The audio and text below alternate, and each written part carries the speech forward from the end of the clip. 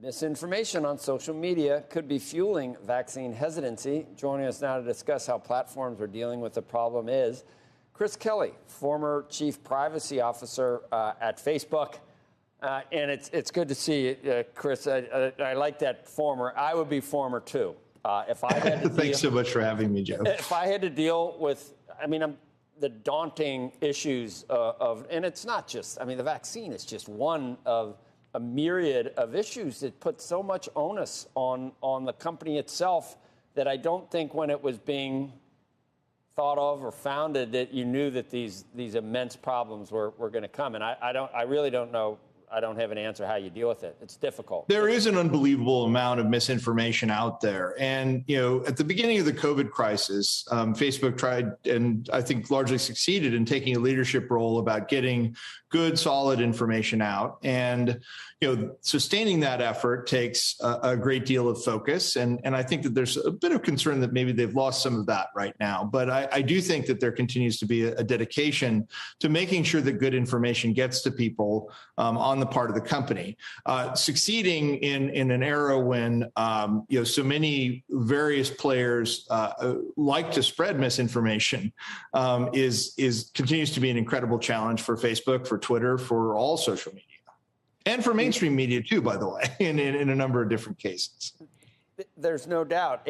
But then the flip side of that is that I'm not positing that there's such a thing as alternative facts, but certainly in the political world, one side's misinformation is the other side's fact. And to have someone that has their own predilections and their own feelings, to have them in a position to decide which is going to make the cut and which isn't going to make the cut, I don't know what's worse for me. I'd almost like to see the misinformation and judge for myself than have someone in a position who I maybe disagree with on everything else, to have them censoring or filtering what I'm able to see. And we have this discussion again and again and again, Chris.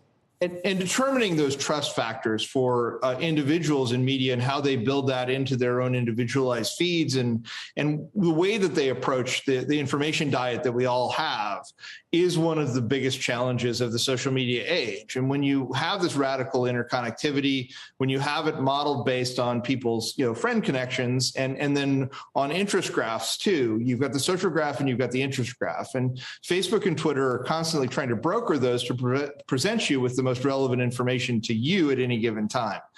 When your friends or when people that you have political affiliations with may not have all the facts, that poses an incredible challenge for the companies to figure out how to present that and how to tweak the algorithms to keep it relevant and to keep you both coming back, but also to be well informed. And I think that you've seen in the past couple of years a real reckoning on the part of Facebook and Twitter and Snap and some of the other players too, to think about how not spreading misinformation, particularly that has more immediate harm. If you have a hydroxychloroquine or the horse dewormer that's spreading in a lot of different places, and everyone's saying it's safe, or everyone in your feed is saying it's safe, and it's not, and it's not. Taking action is something that the platforms have gotten a lot better at.